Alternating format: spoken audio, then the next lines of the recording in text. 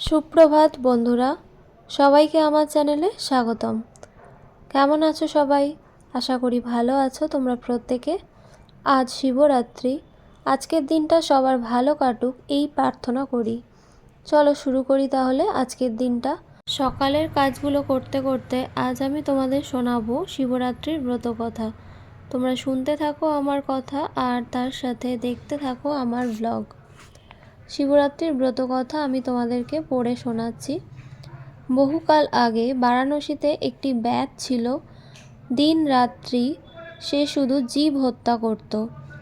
একদিন ব্যাধ শিকার করতে গিয়ে অনেক পশু পক্ষী মেরে সন্ধ্যা ঘনিয়ে আসতেই বাড়ির দিকে রওনা হলো। কিছুটা এগোতেই রাত্রি হয়ে গেল। অন্ধকার রাত্রি, পথ দেখা যায় না। সে তখন এক গাছের নিচে আশ্রয় নিল, কিন্তু গভীর জঙ্গলে হিংস্র জন্তু জানোয়ারের ডাক শুনে সে ভয়ে সেই গাছটায় উঠে তার ডালে মাংসের ঝোলা বেঁধে সেই ডালেই বসে রইল। গাছটি ছিল বেলগাছ। গাছের নিচে ছিল শিবলিঙ্গ।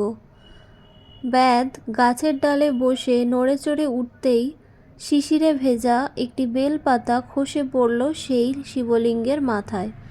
সেদিন ছিল শিব চতুর্দশী। ব্যাধও ছিল উপবাসী। তাই শিবের মাথায় বেলপাতা পড়তে শিব সন্তুষ্ট হলেন।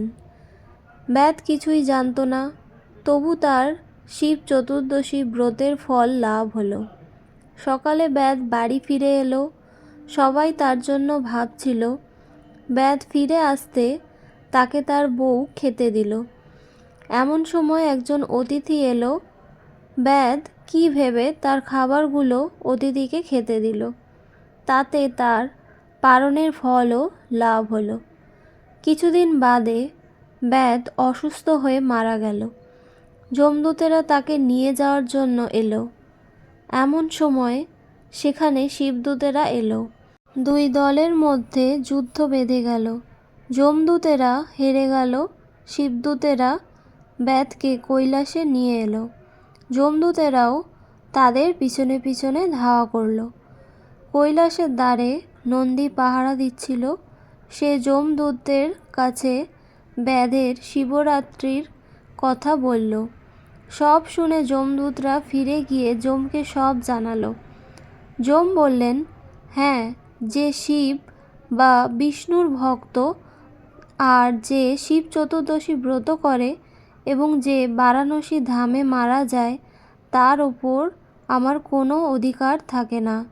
তারপর থেকে এই ব্রতের কথা চারিদিকে প্রচার হলো। শিবরাত্রির ব্রতকথা এখানেই সমাপ্ত হলো। এদিকে আমাদের পূজা করা হয়ে গেছে, তারই কিছু মুহূর্ত তোমাদের সাথে শেয়ার করছি। আশা করি তোমাদের ভালো লাগবে। আর যদি তোমাদের ভালো লাগে তাহলে অবশ্যই আমার চ্যানেলটা সাবস্ক্রাইব করে দাও আর পাশে থাকা বেল আইকনটা ক্লিক করে দাও, তাহলে তোমাদের কাছে সব নোটিফিকেশান চলে যাবে। আর ভালো লাগলে লাইক, কমেন্টস এবং শেয়ার করে দিও। এইভাবে তোমরা আমার পাশে থাকো আর আমার সুখের দুঃখের সঙ্গী হয়ে আমার সাথে থাকো। যাই হোক, ব্লগটাকে আর বাড়ালাম না, এবার এন্ড করে দেব। তোমরা সবাই ভালো থেকো, সুস্থ থেকো আর সবাইকে খুব ভালো রেখো। তোমাদের সাথে পরে আবার দেখা হবে আমার নতুন একটা ব্লগে এবং নতুন একটা শর্টসে। তোমাদের সকলের জন্য রইল অনেক ভালোবাসা। চলো টাটা।